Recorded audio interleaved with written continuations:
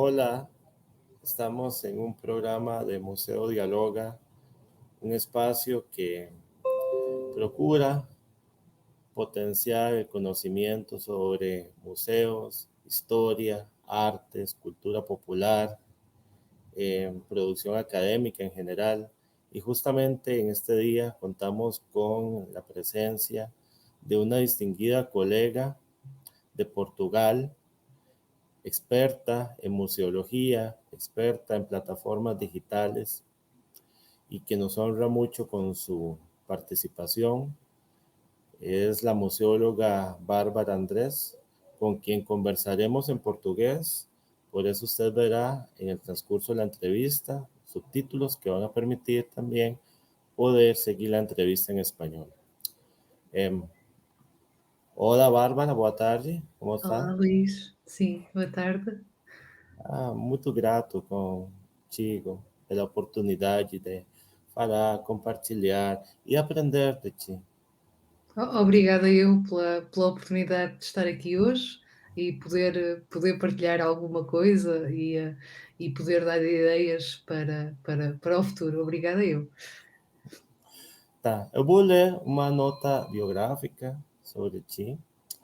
A Bárbara Andrés, licenciada em Estudos Teatrais pela Escola Superior de Música e de Artes do Espetáculo, mestre em Criação Artística Contemporânea pela Universidade de Aveiro e mestre em Museologia pela Faculdade de Letras da Universidade do Porto. Atualmente, é bolseira de investigação no programa doutoral em Informação e Comunicação em plataformas digitais, né? Trabalhou como técnica superior de ação cultural e espetáculo na Câmara Municipal de Ovar e, entre 2016 e 2021, colaborou como museóloga para a Associação dos antigos alunos da Escola Oliveira Lopes no Museu Escolar Oliveira Lopes em Válega, Ovar, tá? Onde, para além da normal prática museológica, foi impulsionadora da criação de um serviço educativo, tá? Nossa, muito impressionante, né? E a gente poderia começar falando sobre essa trajetória, tá? Essa Uhum. trajetória nas artes, na comunicação, e como depois você consegue se ligar na área das plataformas digitais, né? Ok. Portanto, conforme tu disseste e muito bem, eu comecei os meus estudos em teatro. Portanto, eu sou atriz, o que É atriz de teatro. falaria de atriz profissional. Portanto, a minha licenciatura, base é em teatro, mas eu sempre o teatro é uma forma de exceção de comunicação, não é? Estamos no palco, estamos a comunicar. Portanto, esta questão da comunicação sempre esteve lá. Depois não abandonei o teatro, mas achei que devia experimentar tudo o que tem a ver com a criação artística contemporânea, porque um dos meus locais favoritos no mundo é o Museu de Serralves, que é o Museu de Arte Contemporânea no Porto, cá em Portugal. Eu achei que a trajetória poderia ser diferente para mim. Mas mais uma vez estamos a falar desta característica, não é, de comunicar, seja através da arte, não é? A arte, neste caso, contemporânea.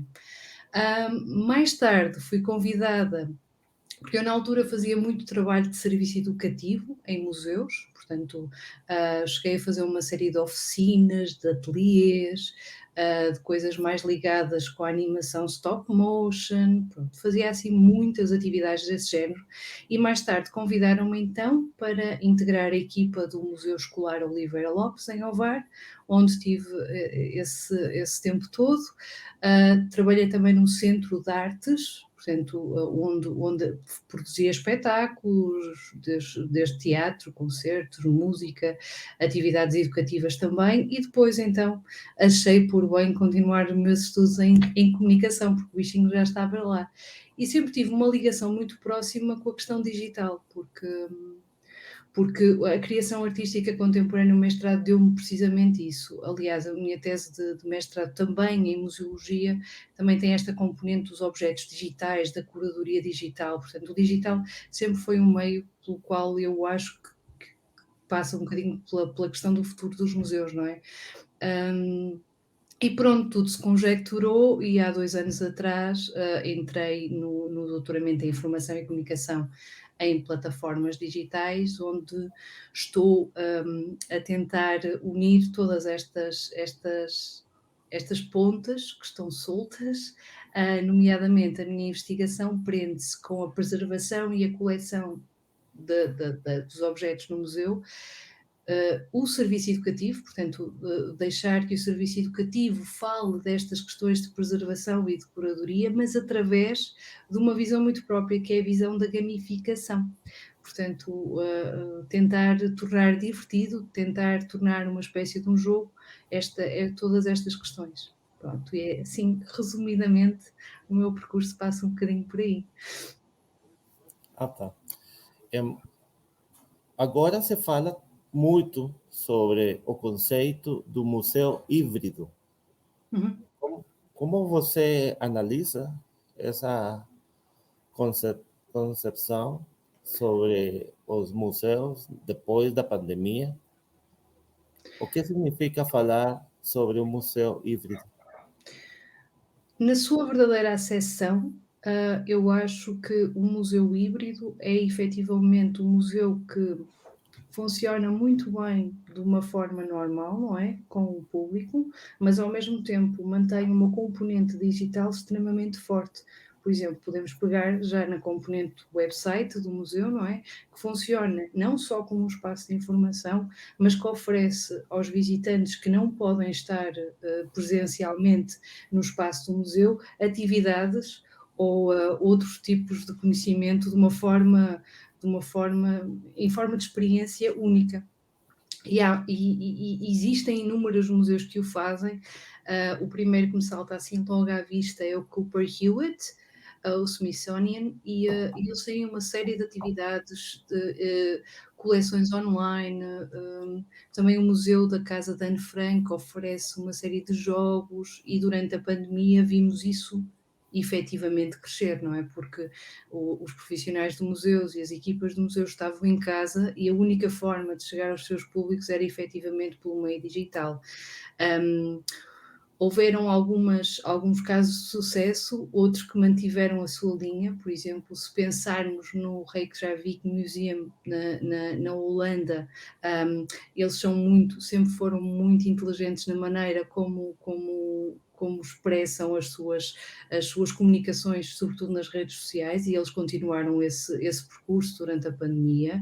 E depois temos outros, por exemplo, no caso de Portugal, temos museus que nunca foram muito despertos na questão digital, ou seja, mesmo as suas coleções e toda a comunicação nunca passou muito pelo digital, mas vemos museus efetivamente a tentar abrir depois desta questão da pandemia. O segredo aqui é tentar manter a coisa bem continuada, ou seja, não só um museu que esteja aberto ao público e que funcione normalmente, mas que tenha esta componente digital no seu website, que pode ser acedida por todos, ao mesmo tempo que também, dentro do próprio espaço, pode oferecer soluções digitais diferentes para diferentes públicos.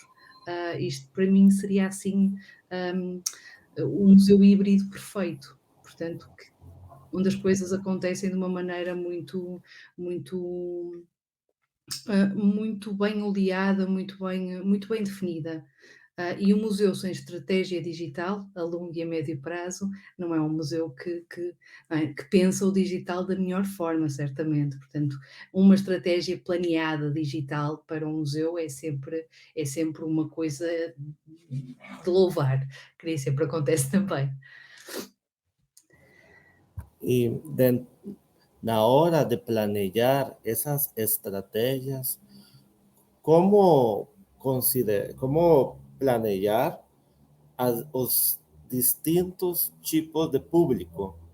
Pois não é igual produzir digitalmente para crianças ou produzir digitalmente para pessoas novas, para idosos. O que você acha sobre isso?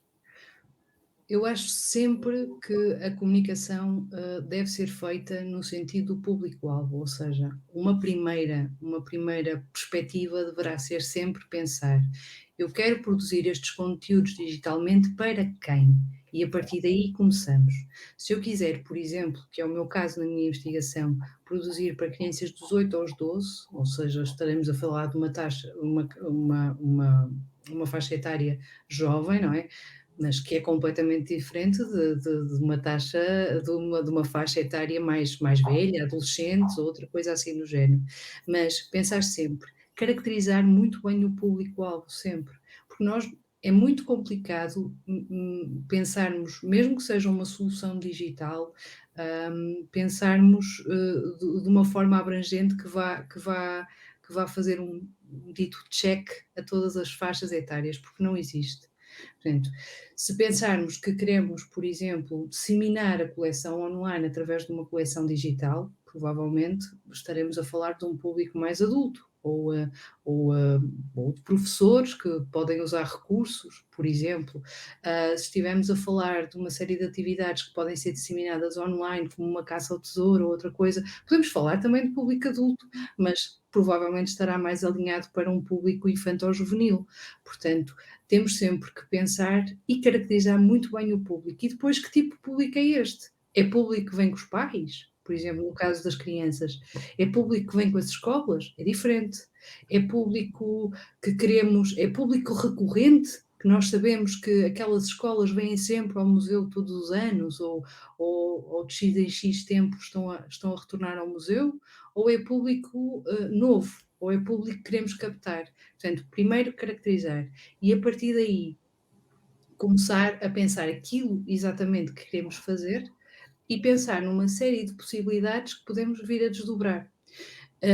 Eu acho que uma estratégia digital a longo prazo é muito difícil de definir, a meu entender, precisamente porque as tecnologias estão sempre a evoluir, as possibilidades estão sempre a mudar, portanto, uma estratégia a médio prazo será um bocadinho difícil de atingir, mas uma estratégia digital alinhada para 2, 5 anos parece-me o ideal. Portanto, se Uhum. pensarmos, numa estratégia digital para o museu, efetivamente pensarmos que públicos-alvos é que queremos atingir ao longo destes 2 até 5 anos, que tipo de atividades é que podemos disseminar e como o poder fazer, com cronogramas mais efetivos ou outra coisa. Portanto, eu acho que assim, os primeiros passos nesse sentido serão estes. Portanto, pensar no público, pensar que possibilidades é que podemos ter a nível de atividades digitais e como o fazer. Tá. Estão acontecendo agora mudanças muito rápidas e às vezes acontecem situações de exclusão digital. Sim. O, o que você acha sobre essa problemática da exclusão digital? Eu acho que também deve ser pensada quando, porque também vai depender muito de onde, por exemplo, o museu está inserido. Se estivermos a falar de um museu que quer implementar uma estratégia digital a médio prazo e que esteja numa grande região urbana, será isto é mais complexo que isto certamente, mas será mais fácil pensar que num grande centro urbano há menos, a exclusão digital do que haverão, por exemplo, nas localidades mais remotas, nas aldeias ou pessoas que não têm um acesso à internet tão estável como nós temos, que estamos na cidade. Uhum. Portanto, o próprio museu tem que estar consciente de quais serão os possíveis visitantes e que tipo de estratégias é que pode obter. Vamos pensar, imaginando que eu tenho um museu, etnográfico e tenho uma exposição que se baseia nas tradições sei lá, das alfaias agrícolas, da agricultura, vamos pensar neste cenário. Hum, e vamos pensar que este museu quer contar esta história aos netos das eu estou a tentar criar aqui uma situação hipotética, mas quer contar esta história aos netos das pessoas, dos séniores da localidade. Hum, Pode haver uma situação engraçada em que há uma espécie de hibridismo entre aquilo que eles estão a ver, uma aplicação que faz esta mediação, ao mesmo tempo que os netos estão a ensinar os avós de como interagir com a aplicação, com o telemóvel ou com o tablet ou com outra coisa qualquer. Portanto, há sempre, eu acho que depende imenso da situação, mas há sempre formas de incluir, de pensar e incluir estas pessoas que à partida, logicamente que haverão pessoas que me estão a ouvir ou que me poderão vir a ouvir e achar que eu estou a dizer uma barbaridade. Provavelmente estou, porque há pessoas mais velhas muito, muito bem informadas, e com competências digitais extremamente hábeis. Mas pensando no caso em Portugal, é notório que os mais velhos têm algumas dificuldades nestas competências digitais, de interagir com novas interfaces, ou porque têm medo de partir alguma coisa ou de estragar alguma coisa. Portanto, também cabe ao museu, se quer incluir este tipo de públicos e se quer promover esta capacidade digital do público, também quebrar um bocadinho as barreiras e arranjar estes estratagemas. Por exemplo, esta situação que eu disse, dos netos poderem ajudar os avós, Isso, não é? isso. Eu, exato. Eu gostaria de refletir contigo Uhum. sobre os espaços possíveis de educação permanente, Ok, sobretudo para as pessoas idosas, para aquelas pessoas que não estavam acostumadas a estas novas tecnologias. O que você acha sobre essas possibilidades de educação não formal, não foi mal. de espaços para idosos, adultos, etc. Eu acho que, independentemente qual seja o museu, qual seja a temática, quais sejam os objetos, há sempre formas de criar formas e experiências educativas, não é? Que eu não diria, eu venho-me a debater com esta questão. Eu não diria que o museu são os espaços por excelências de experiências educativas, mas são espaços por excelências de experiências. Portanto, a experiência pode levar à aprendizagem, mas também Pode pode não levar, levar, pode, pode pode. ficar só no domínio da experiência. Ajá. Mas eu tive algumas interações sobretudo com os mais idosos, portanto os séniores, e o que eu tentei sempre fazer foi tentar achar pontos de contacto entre os objetos da coleção dos museus e aquilo que poderiam dizer, ou seja, estes pontos de contacto a nível histórico, não é? O que é que lhes podia dizer aos mais velhos. E no meu caso era muito simples, porque eu na altura estive a trabalhar no museu escolar, então os mais velhos ainda se lembravam de escrever com uma caneta com tinta, de ter uma série de coisas que nós tínhamos na coleção, portanto era muito fácil fazer essa ponte. Um, mas o que eu acho é que efetivamente estes espaços, ou esta possibilidade deste espaço e destas estratégias digitais passam mesmo por, de alguma forma, fazer esta integração com os objetos na coleção, mas ao mesmo tempo ensinar-lhes ou eles terem uma experiência positiva digital. Porque eu sinto que se a maior parte das experiências que as pessoas mais idosas têm com o digital é sempre muito a medo, eu tenho medo de partir aquilo, ou tenho medo de fazer mal, ou outra coisa qualquer. Por acaso, se formos assim a pensar, até podia ser interessante haver mesmo uma aplicação no museu que de alguma forma mexesse um bocadinho com essas suscetibilidades, ou seja, vamos pensar que eles entravam para conhecer a coleção, mas que havia um botão a dizer não quero entrar, tenho medo, ou vou entrar, tenho coragem, qualquer coisa assim. Portanto, Uhum. mexer ali com um bocadinho com as percepções de que vamos recolhendo. Um, e eu acho que pensar o digital ou pensar mesmo coleções do museu parte de uma prática que eu não sei se é normal aí, cá em Portugal também não é nada normal, mas é prática, é uma avaliação constante da satisfação ou do nível da satisfação das atividades dos visitantes do museu. Portanto, promover inquéritos de satisfação, volta e meia, para percebermos se as nossas atividades estão a ser bem recebidas, se não. Eu acho que esta parte é muito importante e aqui em Portugal não é muito normal, digamos assim. Volta e meia acontece, não sei como é que acontece, se acontece aí, se não, aqui não. Ya. Não acontece aí, raramente também, não é?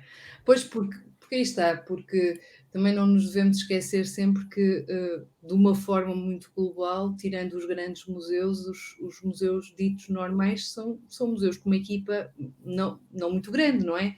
Hum, com números mais pequenos, portanto, às vezes é difícil fazermos tudo aquilo que temos em mente fazer. Mas acho mesmo que esta integração do digital com os mais velhos pode ser sempre uma coisa engraçada se contextualizarmos bem um museu ou bem alguma questão que o museu possa levantar, e mexer mesmo com estas ideias pré-concebidas que eles têm do digital. E se calhar por aí tornar a experiência diferente, não é? Não é mais do mesmo, não é uma aplicação que eles têm medo de mexer, mas se calhar é uma aplicação que até lhes mostra alguma. E depois temos as questões de acessibilidade, que é outra coisa que os museus não pensam. Para além de toda a questão da acessibilidade no interior do edifício e de leitura, no digital temos de ter mesmo muita atenção às questões de acessibilidade, porque se estamos a dar uma aplicação aos mais velhos, nós partimos do pressuposto que eles leem da mesma maneira que nós, que não é verdade. No, Podem ter problemas de visão ou de audição, portanto temos que pensar no objeto digital de uma forma que seja acessível, hum, para a maior parte das pessoas, vá, e no. para uma pessoa de 80, 90 anos que possa entrar no museu e possa ler efetivamente as letras não sejam pequenas, as imagens sejam imagens, com contraste, as perguntas sejam objetivas e claras, os botões também. Portanto, há toda esta dimensão que é preciso ter em conta, que às vezes também não é não é muito. Aliás, se pensarmos no público-alvo a sério, devemos pensar também nestas questões, não é? Faz pouco você falou sobre os objetos digitais e, na verdade, eu gosto muito do seu trabalho na preservação e conservação. Em, tem um, uma importância neste século XXI opa, o tema da memória através da duplicação digital dos objetos dos museus. Eu Uhum. gostaria de falar contigo sobre essa importância da duplicação digital na hora de preservar a memória histórica. Eu acho que mais do que preservar, porque ela de facto preserva, não é? Mas acarreta uma série de outros problemas. Porque quando pensamos num museu com imensas peças e pensamos na duplicação dos objetos em formato digital, para além de, dependendo obviamente dos objetos que o museu tem em mãos, é um trabalho extremamente demorado, é um trabalho que demora muito tempo Demora. e por norma é sempre um bocadinho dispendioso, não é? Porque requer uma série de condicionantes e às vezes de máquinas que o próprio museu tem que alugar ou tem que subcontratar outros técnicos que o possam fazer. Portanto, não é qualquer museu que faz esse trabalho. Os museus que o fazem, eu acho que eles jogam muito bem com esta questão de nós estamos a preservar o objeto porque o estamos a consolidar na sua forma digital, portanto, temos um objeto digital que pode ser armazenado e caso aconteça qualquer coisa ao objeto, o objeto permanece ali na sua forma digital. Mas por outro lado, temos toda a questão do espaço que aquele objeto ocupa num determinado servidor, do tamanho, como armazenar em condições. A política de armazenamento do museu tem que também ser muito bem conseguida para podermos manter os objetos naquela forma, e por outro lado, cria uma série de novas possibilidades que é, ela de facto, esse objeto pode vir a disseminar a memória no sentido em que se o tornarem, se não o fecharem, clausurarem nos servidores do museu, nos espaços de armazenamento, e se o disseminarem para o mundo, qualquer pessoa tem acesso a essa memória, qualquer pessoa pode ter um acesso muito real, não é? De uma forma digital, obviamente, mas muito real ao objeto, sem o estarem a ver fisicamente, mas de forma remota, e podemos perceber materiais dos objetos, o que é que eles, como é que eles foram feitos e mais uma série de coisas, fora a história toda do objeto em si. Portanto, essa memória ainda pode ser disseminada. É bom por um lado, por outro lado temos que perceber que se fizermos uma digitalização em condições, temos muitos desafios pela frente sempre, porque um dos grandes problemas à preservação digital dos objetos é mesmo a questão da obsolescência tecnológica, ou seja, há uns tempos atrás gravavam-se, faziam-se backups em CDs, depois passou para DVDs, agora estamos, já foi em USB, agora já estamos portanto há sempre novas tecnologias a surgir e isto vai ser, creio que uma constante, não sou eu, mas como muitos autores também o dizem, vai ser certamente uma constante. Portanto, cabe aos museus cujas práticas passam por esta disseminação digital e esta construção de um arquivo digital, também perceber como é que as devem preservar. Tá. Trocando um pouco de assunto, o que é a curadoria digital? Para o nosso público que agora nos vai escutar, o que é a curadoria digital? A gente escuta e conhece a curadoria no geral, mas o que é a curadoria digital? A curadoria digital, se formos a pensar na palavra curadoria, é fácil de sabermos exatamente o que é que ela é, não é?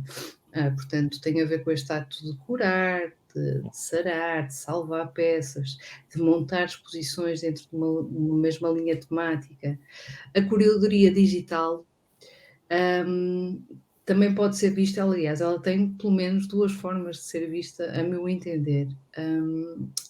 Uma primeira forma passa mesmo por esta questão de pensar em montar exposições digitalmente, ou seja, pode ser mesmo um curador que digitalmente organiza os objetos digitais, neste caso, não é? De forma a montar uma exposição que pode ser meramente virtual, ou então pode ter a ver com esta questão toda também da preservação digital, como eu disse. Portanto, a curadoria digital vem da curadoria de dados, e esta curadoria de dados era sempre exposta de uma forma a um ciclo de controle e armazenamento de dados constantes, e nós temos que cuidar dele. Portanto, um curador de dados cura destes dados, reorganiza, monta os dados de forma a que eles possam estar constantemente presentes e a funcionar. A curadoria digital, na sua verdadeira essência, tem a ver com este ciclo de dados também. Portanto, um curador digital trata destes dados, trata destes metadados, e pressupõe que eles não se percam. Na essência é isto. É esta uma primeira visão, e depois uma segunda visão. Eu acho que um curador digital passa também por perceber que se houver uma exposição digital, também a pode montar digitalmente. Ou apresentar dados sobre as coleções, ou objetos digitais das coleções também de uma forma digital. Portanto, é ele que trata de cuidar destes dados digitalmente. É muito interessante o fato de estudar como a ciência dos dados, dos Sim, metadados, são cada vez mais importantes na vida dos museus. Ou sim. como você acha essa evolução da ciência dos dados na vida dos museus? Eu acho que acima de tudo, passou por uma parte que tem muito a ver com a maneira como se catalogam e inventariam as coleções. Portanto, se eu vou Ou seja, começou por aí.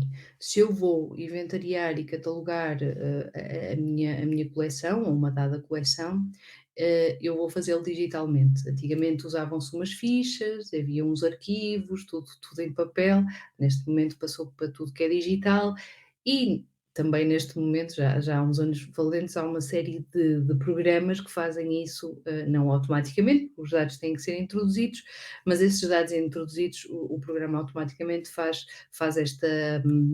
gera este tipo de dados e metadados que depois podem ser muito úteis para as equipas dentro do museu para irem buscar dados sobre as coleções, porque no meio de tantos objetos sabemos que estão inventariados, não sabemos exatamente qual é e é muito mais fácil a procura.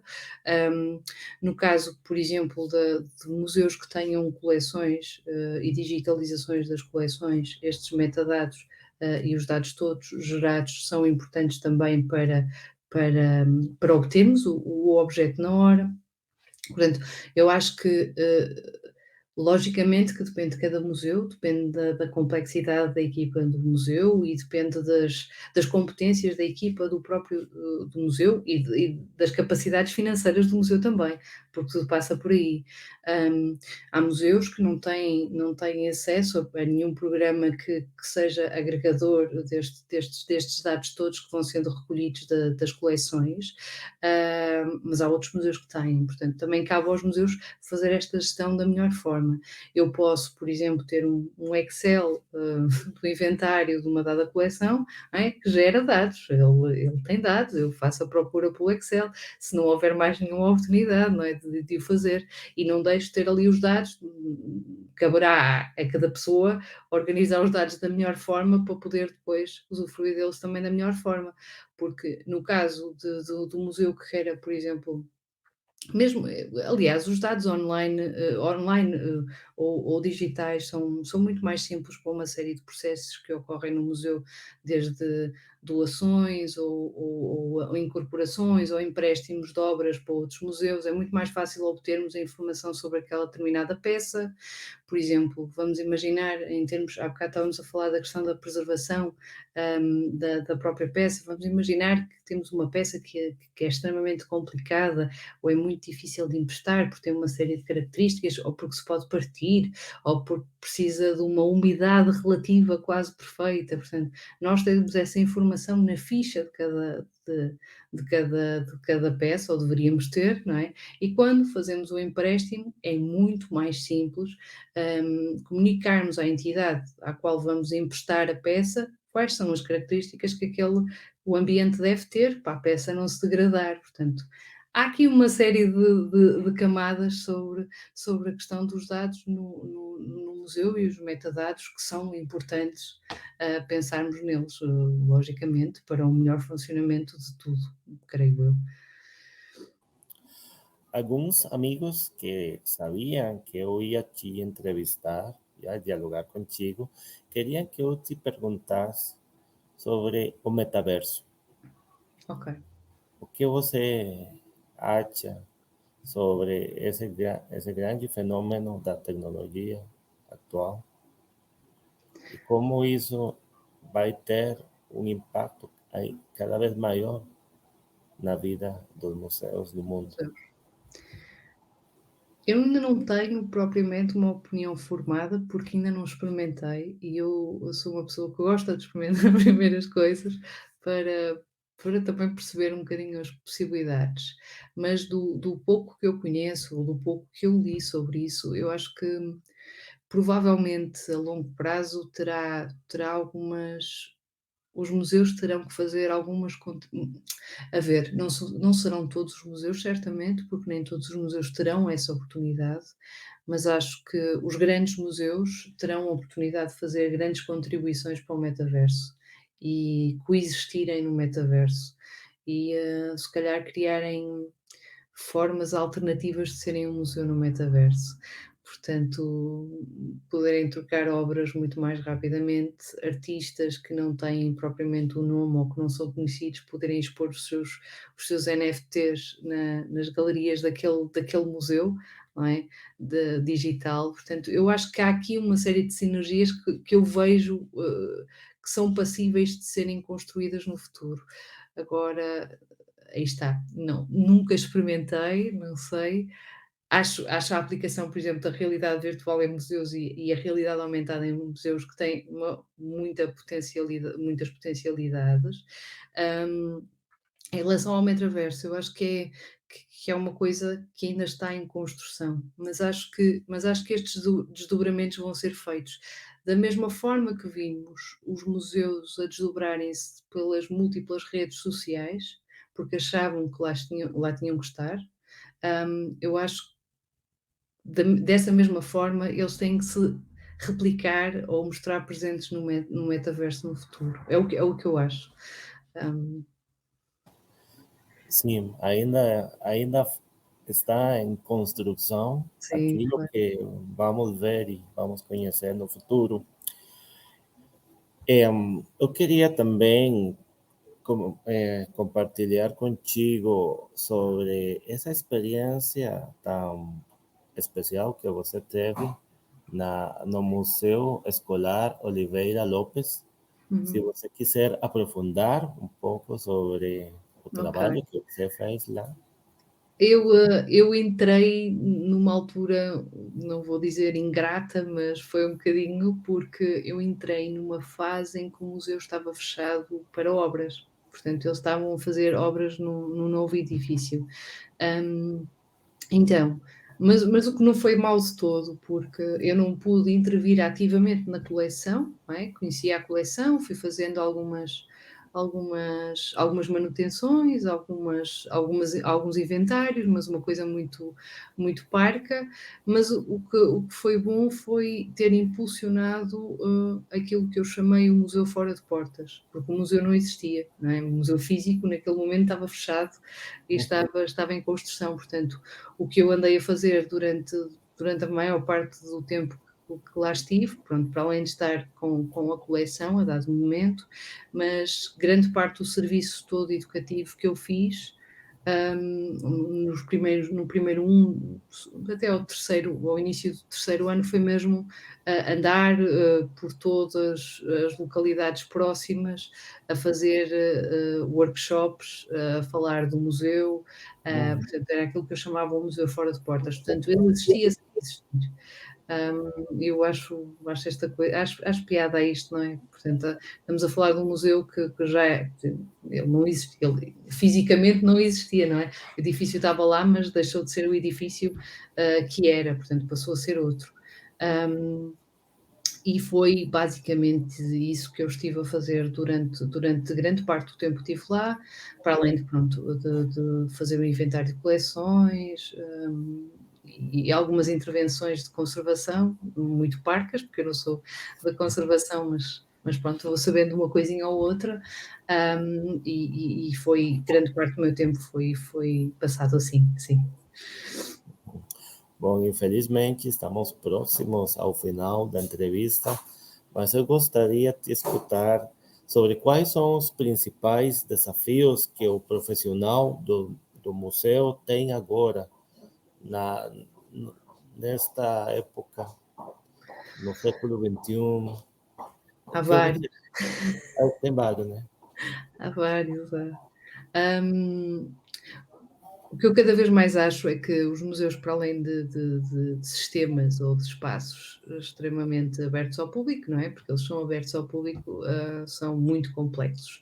Ou seja, depende exatamente do museu, depende da equipa do museu, depende do dinheiro, era aquilo um bocadinho que eu estava a falar há bocadinho, portanto, não depende só daquilo que nós temos dentro do museu. Depende de todos os fatores que estão para além de nós, externos, da política, de tudo. E o museu é um organismo extremamente político, quer nós queiramos, quer não, é fruto É, da política, não é? totalmente. Hum, Portanto, ou ele funciona ou não funciona. A política também, de alguma forma, dita o funcionamento do museu. Hum, Portanto, para além de todos esses desafios, não é? O financeiro é um extremamente importante, porque não sei como é que é aí, não é? Não conheço a realidade aí, mas tudo que seja parecida com a nossa também. Portanto, os museus estão sempre a último da lista, não é? Não é propriamente uma necessidade ou um bem essencial, que não são, não é? Para nós, profissionais de museus, o museu é para nós um bem essencial, devemos colocá-lo sempre no início da lista. Mas sim, os principais desafios para os profissionais de museus é efetivamente pensarem cada vez mais, ou estarem abertos cada vez mais àquilo que os rodeia, perceberem ou testarem novas coisas, novas aplicações, hum, entenderem as comunidades nas quais estão inseridos e nas quais se podem inserir digitalmente, porque há comunidades fantásticas que podem ser um apoio. Há uns tempos atrás houve um museu, foi numa conferência que eu vi online, de um museu norte-americano que percebeu, era um museu de arqueologia, e o senhor percebeu que podia usar uma comunidade digital, ou podia usufruir de uma comunidade digital para fazer uma réplica de um documento, creio que maia, ah,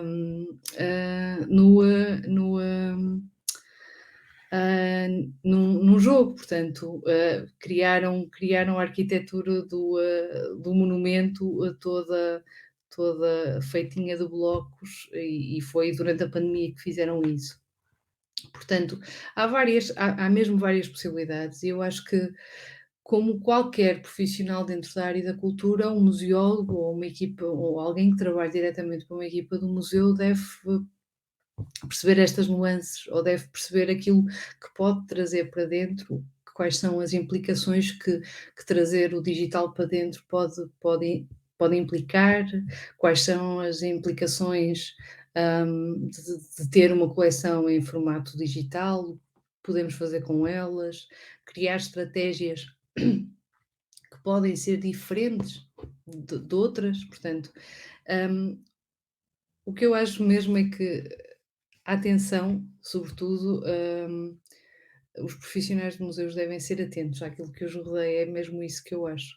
E curiosos, porque há coisas que às vezes dizemos que à partida que não funcionarão, mas se pensarmos nas tecnologias não como forma, hã, como resultado de um